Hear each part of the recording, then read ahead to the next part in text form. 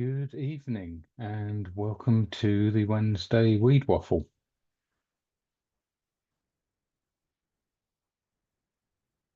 Just checking, yeah, we're streaming live on YouTube. As planned, this evening is going to be about how to get through the overwhelm that you can sometimes experience when you're trying to learn as much as you possibly can. So that overwhelm, that just comes from trying to learn too much in one go. And when it comes down to it, there are tens of thousands of edible species of trees, plants, and fungus in the world. And generally, as a society, four plants make up the majority of the world's food stuff, um, which is a little bit depressing to say the least. But so us as foragers, we're out there trying to make a difference, trying to educate ourselves, and it can become massively overwhelming. So the first thing I want to give as a piece of advice is learn from my mistakes. Don't try to learn too much all in one go because it just doesn't work. Um, when I got serious about foraging and I wanted to learn lots, I tried to learn 20 or 30 different things in a week. And honestly, by the time the second week came around, I'd probably forgotten all but one of them. It just doesn't work. You can't remember things that quickly. So the tip is to focus on one thing at a time and spend a lot of time with that one thing. So look for something that's abundant around you, something that you see lots of, and spend a bit of time getting to know it and getting to understand it. Even spend a whole year working with one thing so that you can understand what it looks like as it changes through the seasons. There's no reason why you couldn't start on one thing a month and then spend the whole year with those things. By the end of the year, you've got 12 things there that you know really intimately and really, really well.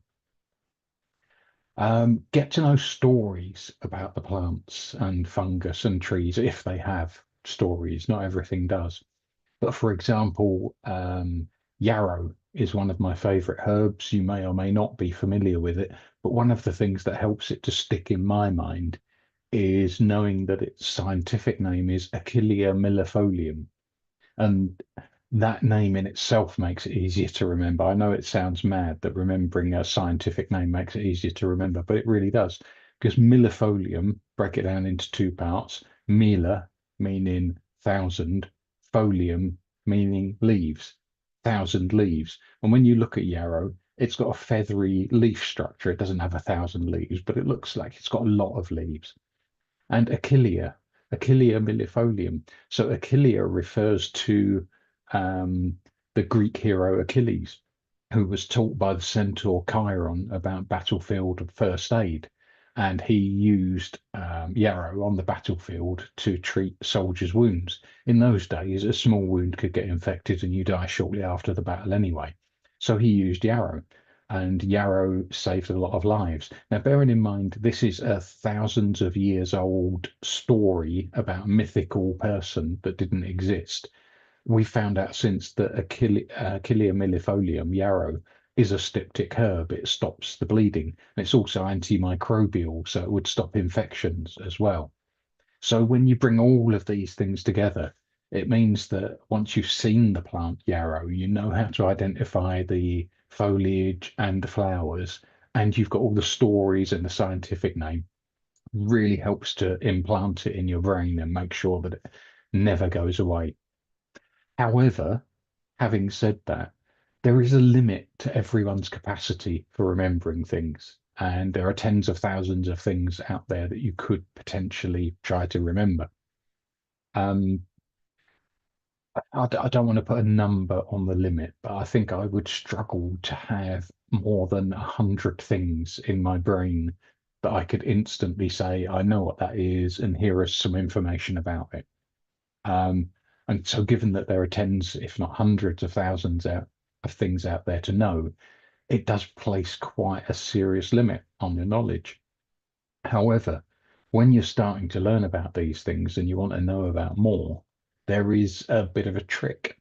Um, Everything living on the planet has been categorized or is being categorized, and it's done a very basic understanding level. It's done, an individual thing is a species. A species belongs to a genus, and a genus is a collection of things that have things that are similar about them. Similar genuses are collected into families. Families are collected into orders, and so it goes on and on until you get to the very top, where you have animals, plants, bacteria, fungus, and a couple of other ones that we don't get too involved in. Um, so if you look at the top of the tree, plants have something in common. That's not enough to help us to identify. If we look at the bottom of the tree, species, well, that only applies to one plant or fungus. And as I've said, hundreds of thousands, can't remember them all. Now, if you look at the genus level, the genus or genera, which is the plural, the genus has a lot of common features. All of the species within that genus have a lot of common features. However, there are still a lot of genera to learn, too many to learn. So you take it up to the next level, the family. Now, within a family, all of the genera within the family and the species within the genera still have quite a lot of common features. However, there aren't that many families to learn. There are still hundreds. However, you can pick on the families that are the most useful as a forager. There are no point learning about families that don't grow in the area you're in or don't have anything useful in them. So you pick on families such as the rose family, Rosaceae. Um, all of the plants in the rose family have similar characteristics, which means that as you're learning, you learn the characteristics that are common with the rose family. You go out and about and you find a plant that you don't know, but you do know that it's part of the rose family, which instantly gives you a head start on identifying what that plant is. You've gone from nothing, from it could have been one of a million different things, to now it can only be one of 100,000 things. And then you bring it down to the genera, and you're looking at 1,000 things, and then you can identify the species. So mostly in the UK or UK-like environments, you're looking at families such as Rosaceae, the rose family, which includes things like apples, pears, rose hips. It's a massive family with lots of really useful stuff. The mint family, or Lamiaceae, which includes lots and lots of edible and aromatic herbs, which are really, really good. You've got the aster family or Asteraceae, which includes things like dandelion, daisy, sunflower, lots of really, really good useful herbs there. We've got the Brassicaceae family or the brassicas, which include things like mustards and garlic mustard and some of the spicy herbs, but also some of the plants that give us a lot of our oils from their seeds. And then finally, one of the big families to be aware of is the Apiaceae. Used to be called the umbellifers. Um, Now, I've brought up the Apiaceae specifically because they're one to watch out for. So it's worth learning the common features of the Apiaceae family when you're first starting out, just so that you can look at them and say, that's an Apiaceae. I'm going to walk away and leave it alone because it's just too dangerous. Because as well as having things like carrots, parsnips, parsley, and some other really, really good herbs and vegetables, the Apiaceae family also has a couple of the most dangerous plants in all of Europe, and that includes hemlock and hemlock water dropwort, both of which could land you in a lot of trouble and could potentially be deadly as well. The thing that makes them so dangerous is hemlock, for example, looks almost exactly the same as wild parsley, and hemlock water dropwort looks almost exactly the same as flatleaf parsley and celery. Um, Hemlock water dropwort is I would consider the most dangerous of the two because hemlock's got quite a pungent, nasty smell, whereas hemlock water dropwort smells really sweet and delicious. So you could get into a lot of trouble with that. So anyway, that's families. That's really the key to being able to get past the overwhelm of not being able to learn everything. Now, you may have noticed behind me quite a book selection. It's worth having some good books to refer to. The internet and apps just aren't enough. Um, I've mentioned this before, but I'll mention it again. Books, be very wary of them nowadays. They used to be the safe option. There's been a couple of incidents recently with people misidentifying plants and mushrooms from books and getting poisoned by them. And upon investigation, it's turned out that the books were created by AI and had incorrect information in them. So when you're looking at books, you want to look at ones that have come actually from a reputable publisher, because publishers are not likely to take the risk that they'll get in trouble over something like that. But also, you don't have to avoid self-published books, but look for self-published books that have a recognized name on them. So someone you're familiar with, or someone who's a member of the Association of Foragers. Yeah, so books well worth having. Apps, they're okay to help you to begin your identification journey, but don't trust an app to be good enough for you to eat something because they do get it wrong. And the same with things like Google Images. People label images wrongly on Google, so you could get in trouble on that. And the same with things like Facebook groups as well. People are very, very quick to offer help and identification on those groups. So just make sure you trust the person that's giving you that help, not that they're just some random person on the internet that's telling you what they think. So that's really how to get over the overwhelm, and that's where I wanted to leave that tonight because as promised, I've got some exciting news for you this evening.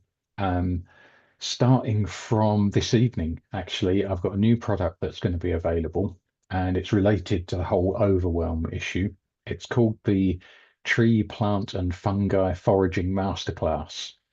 Now, with the masterclass, it's a big thing. It's only available right now to people watching this video. So it'll only be available to people watching this video until Friday, so a very limited audience. And on Friday, it goes out to my mailing list, which is a bigger audience. And then on Monday, it will be going public. There are limited places for this course. There's only 20 places. Um, until it goes public, it's a special discounted rate that's only for you guys. It's a 50% off. Now, I'll get to the price. I know that's the most important thing, but just so that you understand, there is no shortcut to getting lots and lots of knowledge and being able to know all of this stuff. So this is a 12-month program. It's a 12-month program where over those months, each month, you'll get a PDF workbook printed if you want to pay for the extra. You'll get hours and hours of recorded video lessons on recognizing things within their seasons and within your locality. There's also lessons on recipes to do with that food to help you get from the I know what it is to I use it every day stage. And there's information about how to preserve your finds, how to make oils and infusions and jams and jellies and all sorts of wonderful things. Along with that, you also get a couple of live coaching sessions with me or other suitably qualified foragers, survivalists, and herbalists. Um, you'll get a Q&A student session with quizzes and a little bit of fun once a month. There's also a community, a student community, so you can interact with other students and get help along the way. And there'll be myself or someone else will be there to make sure that no one's steering anyone in the wrong direction. What else is there? So yeah, there's recognition notes for 10 or more of the key families that you need to know about with plants, trees, and mushrooms. There's detailed information on several really important key species that will help you with food and other things. And oh yeah, and finally discounts as well. Discounts for our face-to-face experiences and the retreats that we run through the year. Um, Altogether, I've had this the value assessed by someone else, and they put together the value they reckon this should sell for as £6,793. Now, obviously, that's way out of most people's reach and far, far too much to ask. The 12-month program is priced at £997 for the year. It's £85 a month if you'd rather go for the monthly option.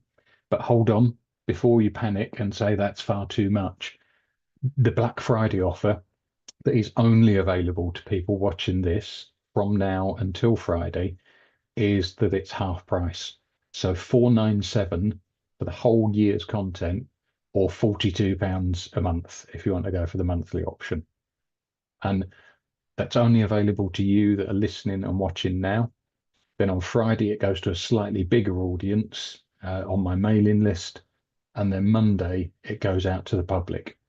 It's limited to 20 places. So once those places are gone, it's all closed and you won't. And I only take sign-ups in December every year as well. So if you don't get it this year, you'll have to wait till next year. Um, that's everything I wanted to cover today. It's a bit of a quick one, but it's just about getting over that overwhelm. Now, what I told you earlier about the families and the learning methods and techniques, now I've given you that information. You can go and find out that information about families for yourself. You can go and find out the commonalities. All the information's out there in books and on the internet. The point of this course is that I put it all together in one place for you. Oh, and the other thing I forgot to mention is botanical terminology and jargon as well. I've you could study for a degree in botany to be able to understand these stuff, but I've put together an explanation of just the basic botanical stuff that you need to know as a forager or a wildcrafter. So that's absolutely everything that I've got to pass on to you tonight. Next week, I hope that we're going to be doing either some plant-based stuff or some cooking. Um, so that's it for me. If anyone's got any questions, feel free to put something in the chat or unmute yourself and ask out loud. And while you're thinking about that, I will get the link for the sales page just in case you are interested. And why wouldn't you be? And I'll put that in the chat.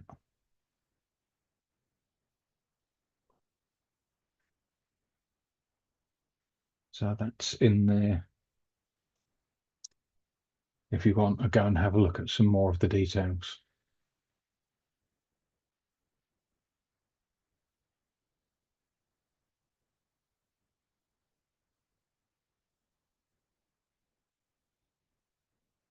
You can ask any questions at all. It doesn't have to be related to overwhelm or to the course. I'd rather it was about foraging, but feel free to ask anything you like.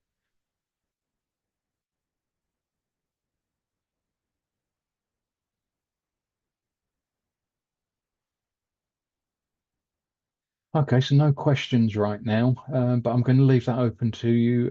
My email address is gavin@foundfood.com, or you can find me on social media. Feel free to reach out to me if you've got any questions between now and Friday.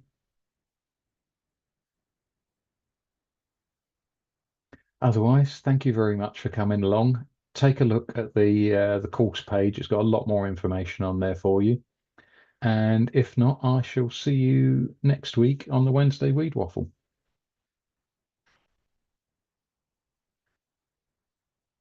Thank you very much.